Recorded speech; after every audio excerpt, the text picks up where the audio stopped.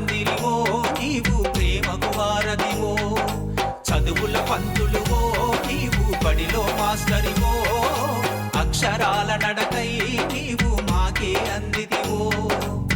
చైతన్యపు దారి నీది జగమెరిగిన ఓ సత్తయ్యా, వెన్నలాంటి గుణము నీది మా పేదల పంతులయ్యా. మాట అతని మాటే వింటుంది, పదాలు సారు పెదాలపై నాట్యమాడుతాయి, అక్షరాలు ఆయన గొంతులో తారంగమాడుతాయి, పాఠాలు మీ బోధనతో ఉరకలెత్తుతాయి. చదువుకు నిలువెత్తు రూపంలా ఉన్న మిమ్మల్ని చూసి ఆ చదువులమ్మ ఎంత మురిసిందో కదా, నల్లబల్ల ఎంత సంతోషపడిందో కదా. అదిగో అతనే డాక్టర్ చెర్క సత్తయ్య, మన పేదల బడిపంతులయ్య.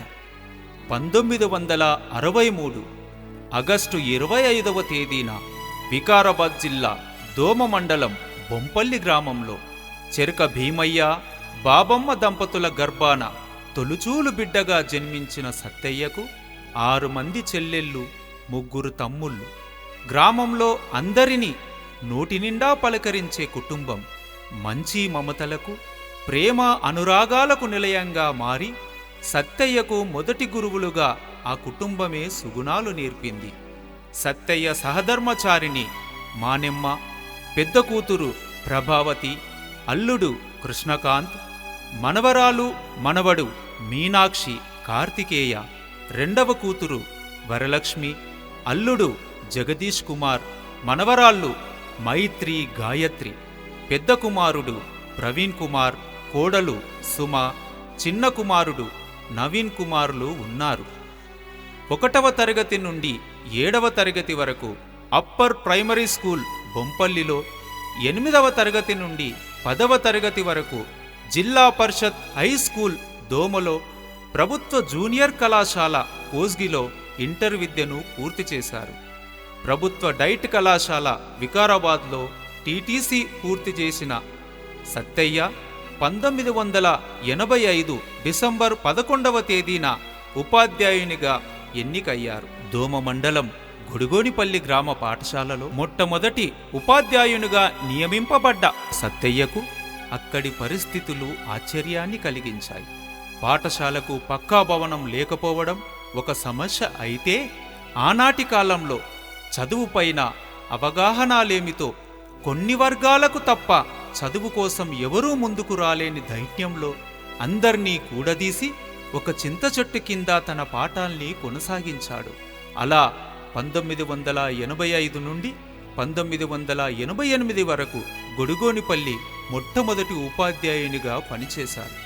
1988 నుండి 90 వరకు బషీరాబాద్ మండలం మంతట్టి గ్రామంలో, 1990 నుండి 1992 వరకు చౌడాపూర్ మండలం మక్తా వెంకటపూర్లో పోస్టింగ్ ఇచ్చిన డిప్యూటేషన్ పైన కుల్కచల్ర మండలం ముజాహిద్పూర్ రామిరెడ్డిపల్లిలో పనిచేశారు. 1992 నుండి 2002 వరకు దోమ మండలం బాసుపల్లిలో, 2002 నుండి 2009 వరకు బొంపల్లిలో పనిచేస్తుండగా హెడ్ మాస్టర్గా ప్రమోషన్ రావడంతో 2009 నుండి 2015 వరకు మోత్కూర్ పాఠశాలలో పనిచేశారు. 2015 నుండి 2024 వరకు పరిగి మండలం సుల్తాన్పూర్ పాఠశాలలో కొనసాగారు. బ్రతకలేక బడిపంతులు అన్న నానుడిని చెరిపివేస్తూ చైతన్యవంతమైన సమాజాన్ని నిర్మించడం కోసమే బడిపంతుళ్ళు ఉన్నారని నిరూపించారు మన సత్తయ్య గారు. ఉపాధ్యాయునిగానే కాకుండా ఆనాడు ప్రజల సంక్షేమం కోసం ప్రభుత్వాలు చేపట్టిన కార్యక్రమాలు, పథకాల బాధ్యతలను కూడా సమర్థవంతంగా నిర్వహించి జిల్లా కలెక్టర్లు, అధికారులు, ప్రజాప్రతినిధుల చేత మన్ననలు పొందారు. 1993లో అందరికి విద్య మన అందరి బాధ్యత అంటూ ప్రభుత్వం చేపట్టిన అక్షరాస్యత కార్యక్రమమైన అక్షర సాధన పథకం అమలుకై క్లస్టర్ కోఆర్డినేటర్గా, ఎమ్మెల్ఓగా, అలాగే స్టేట్ రిసోర్స్ సెంటర్లో పనిచేశారు. 1999లో బాల కార్మిక వ్యవస్థ నిర్మూలించడానికి రూపొందించిన NCLP national child labour project Bompalli camp ఇన్ఛార్జితో పాటు జిల్లా కోఆర్డినేటర్గా పనిచేశారు. అలాగే పాఠశాల విద్యా విధానం మెరుగుపరచడం కోసం mandal resource person MRP, district resource person DRP, state resource person ఎస్ఆర్పిగా పనిచేశారు. స్కూల్ అకాడమీలో రాష్ట్ర స్థాయి సభ్యునిగా ఉన్నారు. ఇవన్నీ ఉపాధ్యాయునిగా హెడ్ మాస్టర్గా కొనసాగుతున్న క్రమంలో తన పని విధానం మెచ్చి తన శక్తి సామర్థ్యాలు గమనించి ప్రభుత్వం తనకు అప్పజెప్పిన అదనపు బాధ్యతలు, వృత్తిని ఉపాధి మార్గంగానే కాకుండా అది తన సామాజిక బాధ్యతగా గుర్తించి నిబద్ధతతో చిత్తశుద్ధితో పనిచేశారు మన సత్తయ్య. సత్తయ్య సార్లో ఒక ఉపాధ్యాయున్నే కాక ఒక ఉపన్యాసకుణ్ణి, అర్థవంతమైన సంభాషణ జరిపే మాటకారిని, చైతన్యవంతమైన సమాజాన్ని నిర్మించాలనే తపన కలిగిన అభ్యుదయవాదిని చూడవచ్చు. ఉపాధ్యాయుల హక్కుల కోసం పనిచేస్తున్న క్రమంలో టీటీఎఫ్ రాష్ట్ర కార్యదర్శిగా కొనసాగుతున్నప్పుడు తెలంగాణ ఉపాధ్యాయ పత్రికకి ఎడిటోరియల్ మెంబర్గా పనిచేస్తూ తన విలువైన రచనల్ని సమాజానికి అందించాడు. విద్యా విధానంలో రావాల్సిన మార్పుల గురించి, జరగాల్సిన సంస్కరణల గురించి విలువైన వ్యాసాలు, పరిశోధనా పత్రాలు వెలువరించారు.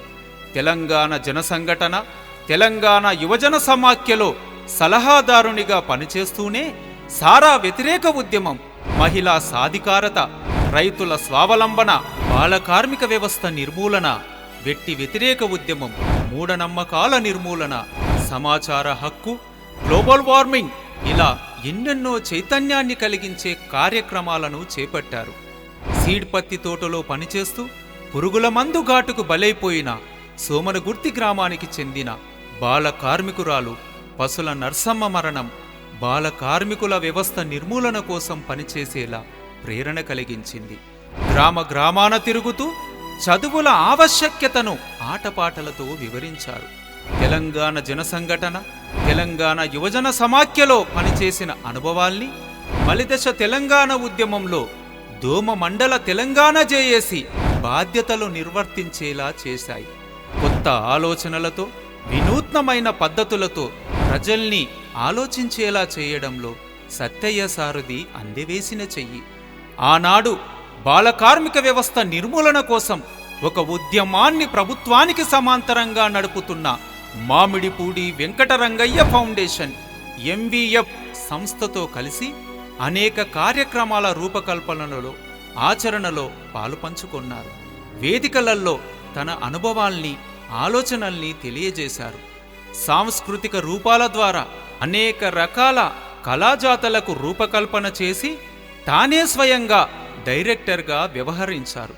అక్షర కళాయాత్ర, మూఢనమ్మకాల నిర్మూలన కళాజాత, ఆరోగ్య కళాజాత, కుల వివక్ష వ్యతిరేక కళాజాత ఇలా ఎన్నెన్నో సత్తయ్య గారి దర్శకత్వంలో, మార్గనిర్దేశకత్వంలో రూపుదిద్దుకొని ప్రదర్శింపబడి ఆదరణ పొందాయి.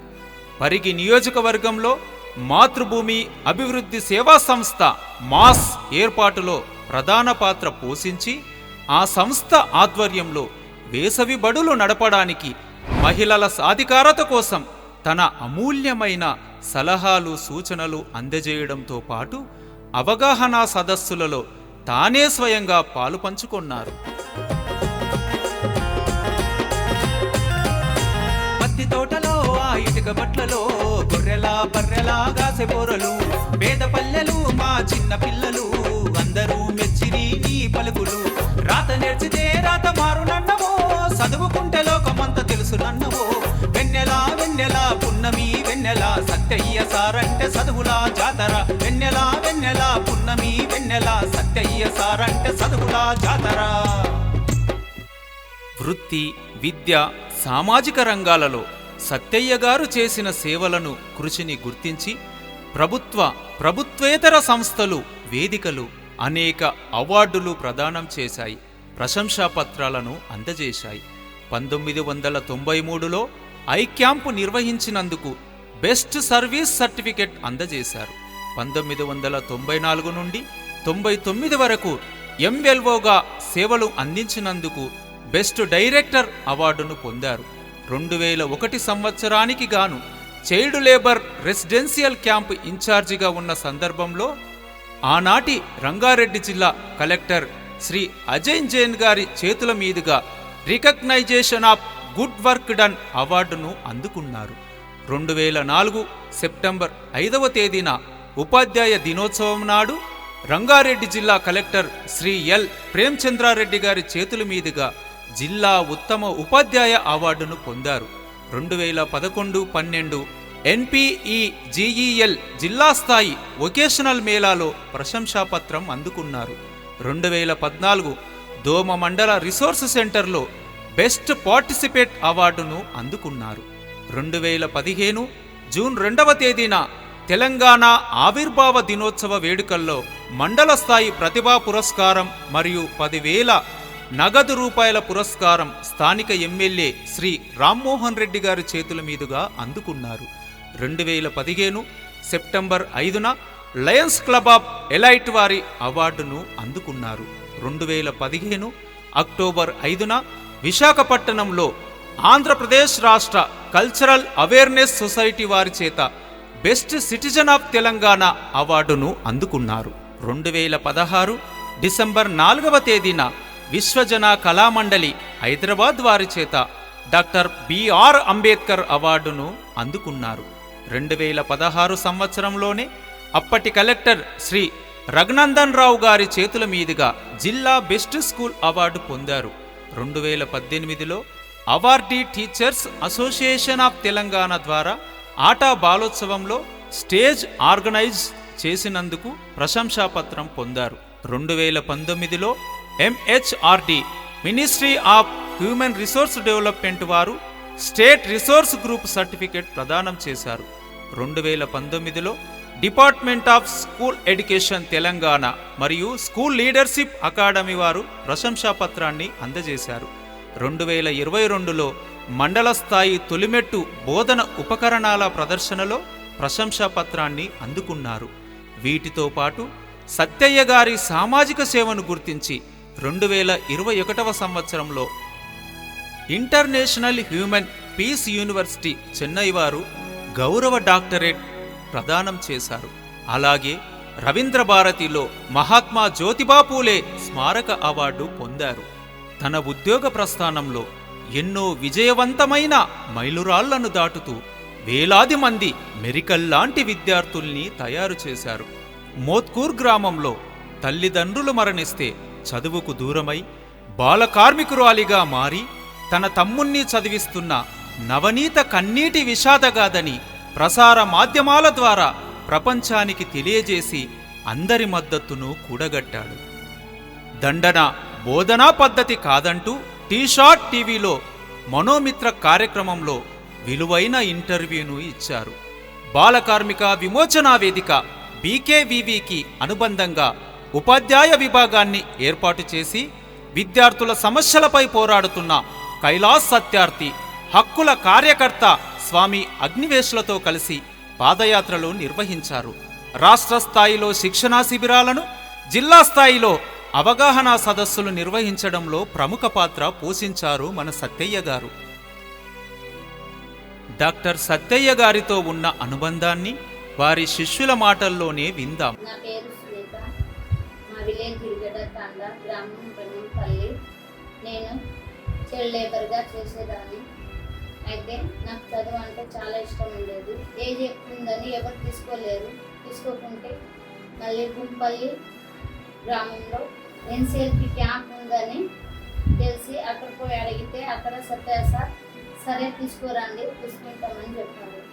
ఇప్పుడు నేను ప్రస్తుతానికి తాండూ గవర్నమెంట్ హాస్పిటల్లో కాంట్రాక్ట్ బేసిక్స్గా పనిచేస్తున్నాను. ఇప్పుడు సత్తయ్య సార్ వల్లనే నేను ఈ చదువుకోగలిగాను.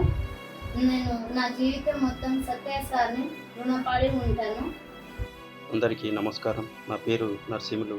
నేను వాణిజ్య పన్నుల శాఖలో సీనియర్ అసిస్టెంట్గా పనిచేస్తున్నాను. నాకు ఏమీ తెలియనటువంటి సమయంలో మా తల్లిదండ్రులు కూడా నిరక్షరాస్యులు. నాకు 90% పోలియో ఉంది. నడవలేనటువంటి పరిస్థితిలో సారుగారు మా ఊరికి బదిలీపై రావడం అనేటటువంటిది జరిగింది. పాఠశాల మౌలిక వసతులు కూడా లేదు. వచ్చిన తర్వాత మా తల్లిదండ్రులకు మీ అబ్బాయి చదువుకుంటే బాగుంటుంది అనేటటువంటి ఒక సలహా ఇచ్చి నా విద్యా అభ్యాసానికి పునాది వేయడం అనేటటువంటి జరిగింది. మొదటి గురువు అంటే ఒక మధురమైనటువంటి జ్ఞాపకం, జీవితంలో మర్చిపోలేనటువంటి జ్ఞాపకం. సార్ గారు మొదట విద్యాబోధన చేయడమే కాకుండా ఎన్నో విషయాలను కూడా చెప్పడం అనేటటువంటిది జరిగింది. ఏపీపీఎస్సీ నిర్వహించినటువంటి గ్రూప్స్ పరీక్షలతో ఉత్తీర్ణత సాధించి ఒక ఉద్యోగాన్ని కూడా సంపాదించడం అనేటటువంటిది జరిగింది. ఇవన్నీ కూడా నా మొదటి గురువు గారు వేసినటువంటి బీజాలు, ఆయన నేర్పినటువంటి విలువల వల్లనే సాధ్యమైంది. విద్యా బోధనే కాకుండా జీవితంలో ఎలా కష్టపడాలి, ఎలా పనికి రావాలి అనేటటువంటి దృక్పథాన్ని కూడా నాలో పెంచి పోషించడం వల్లే నేను ఈ స్థాయికి రావడం అనేటటువంటిది జరిగింది. సార్ గారి యొక్క పదవి విరమణ సందర్భంగా సారు ఆయుర ఆరోగ్యాలతోని నిండు నూరేళ్లు జీవించాలని, ఎన్నో సామాజిక కార్యక్రమాల్లో పాల్గొంటూ తన శేష జీవితాన్ని గడపాలని మనసారా కోరుకుంటూ ముగిస్తున్నాను. ఇలా ఎంతో మందికి ప్రేరణ కలిగించి ఎంతో మందిని తీర్చిదిద్ది అర్థవంతమైన జీవితాన్ని గడుపుతూ మెరుగైన సమాజాన్ని కలగంటున్న డాక్టర్ సత్యయ్య గారి మనోగతాన్ని వారి మాటల్లోనే విందాం. నా బాల్య దశ చాలా ఆనందంగా ఆహ్లాదంగా గడిచింది. ఆ విద్యాభ్యాసం కూడా చాలా హ్యాపీగా కొనసాగింది. మా చిన్నతనంలో అందరూ ప్రభుత్వ బడిలోనే చదివేవాళ్ళు. ఆ రోజుల్లో కరెంట్ లేని పరిస్థితుల్లో దీపాలు పెట్టుకొని చదివేవాళ్ళం. ఎలాంటి సామాజికంగా ఈ రోజు ఉన్నటువంటి చెడు దురలవాట్లు ఆ రోజు లేవు కాబట్టి మంచి పౌరులుగా ఎదగలిగినాం. ఆ విద్యాభ్యాసము పూర్తి నేను ఒక ఉపాధ్యాయ వృత్తిలో రావడం నాకు చాలా సంతోషం. ఈ వృత్తిలో అంచెలంచెలుగా ఎదుగుతూ ఎన్నో వినూత్న కార్యక్రమాలు చేస్తూ విద్యాపరంగా ఎన్నో ప్రయోగాలు చేస్తూ మంచి ఫలితాలు తెస్తూ గొప్పగా వనరులు కూడా పొందడం జరిగింది. ఈ విధంగా నా ఉపాధ్యాయ వృత్తి మొత్తం కూడా ఎక్కడ కూడా అనసటరి లేకుండా మంచి ఫలితాలు తీసుకొస్తూ ఆనందంగా గడిపాను.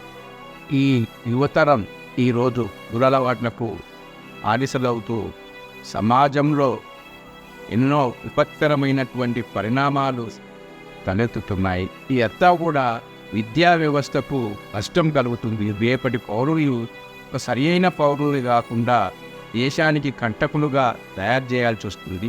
దీంట్లో సమాజము, తల్లిదండ్రులు, ప్రభుత్వం కూడా అద్భుతం. ఈ సర్వీస్ మొత్తం కూడా మంచిగా కొనసాగడంలో నేను కూడా సామాజికంగా ఇన్ని కార్యక్రమాల్లో పాల్గొనడానికి నా భార్య, నా కుటుంబం, ఆ తల్లిదండ్రులు ఆ రోజు నాకు నేను చేస్తున్న కార్యక్రమాలకు సపోర్ట్ ఇవ్వడం వలన నేను ఇంతగా ఎదగగలిగాను, ఎదురు కార్యక్రమాలు చేయగలిగాను. వీళ్ళ వాళ్ళే కనుక ఎత్తునే ఎందుకు అనుకుంటే నేను ఇంత కార్యక్రమాలు చేసి ఇంతమంది పెరిగినప్పుడు ఇన్ని భవిష్యత్ కార్యక్రమాలు వాళ్ళ అభివృద్ధికి తోడ్పడేవాడిని. కానీ రేపటి రోజుల్లో విద్యా వ్యవస్థలో చాలా మార్పులు వచ్చాయి. గతంలో అన్ని ప్రభుత్వ బడులు ఉండేవి. ఇప్పుడు ప్రైవేట్స్ బడులు రావడం వలన రెండు వేరు కావడం, దాంట్లో విధానాలకు దీంట్లో విధానాలకు తేడా రావడం, ఈ విధంగా ఎవరైతే ఆర్థికంగా ఉన్నారో వాళ్ళంతా కూడా ప్రైవేట్కి పోవడం, మొదటి తరం వాళ్ళు, పేదరికం వాళ్ళు, పేద పిల్లలు ప్రభుత్వ బడులలో చదవడం ప్రస్తుతం జరుగుతుంది. రేపు ఈ విద్యా వ్యవస్థ ఇలాగే కొనసాగితే ప్రభుత్వ బడులన్నీ కూడా మూతపడే పరిస్థితులు ఉన్నాయి. కాబట్టి సమాజము, తల్లిదండ్రులు అందరూ ఈ ప్రభుత్వ బడులలో చదివించి ప్రభుత్వ బడులను పర్యవేక్షిస్తూ తల్లిదండ్రులు, ఉపాధ్యాయులు కోఆర్డినేషన్తో ఉంటే విద్యార్థులను ఉత్తమ పౌరులుగా తీర్చిదిద్దడానికి దోహదపడి ప్రపంచంలో అత్యున్నతమైనటువంటి విద్యా వ్యవస్థ గల పౌరుని మన దేశంలో తయారు చేసుకోవచ్చు. ప్రపంచంలో జనాభాలో చూస్తే మన దేశం పైన ప్రపంచమంతా దృష్టి ఉంది. కానీ ఎవరైతే పౌరులుగా తయారవుతున్నారో వాళ్ళంతా నాణ్యమైన పౌరులుగా కాకుండా ఉన్నట్లయితే మన దేశానికి పెద్ద ముప్పు. కాబట్టి ఈ దానిపైన ఆలోచించి సమాజం కూడా మారాల్సినటువంటి అవసరం ఉంది. నేను ఈ రిటైర్మెంట్ తర్వాత కూడా ఇదే విధంగా సమాజము, యువత పైన, విద్యార్థుల పైన నేను ఇంకా ఇదే విధంగా సహకారం అందిస్తూ రేపటి మార్పు కోసం కృషి కొనసాగిస్తూ సమాజానికి కూడా సహాయం ఇవ్వాలని నేను అనుకుంటున్నాను. జై. అక్షరాలకు నీవు నడక నేర్పినవో, ఆట పాటలతోని పాఠమైనవో, ఆ నింగి చుక్కలను నేలదించినవో నల్ల బల్లా పైన పేర్చి రాసినవు పల్లెల పిల్లలకు పంతులయ్యా పుస్తకాలకు నీవే నేస్తమయ్యా సత్తయ్య నీకు వందనం నీవు నేర్పిన చదువు కవివందనం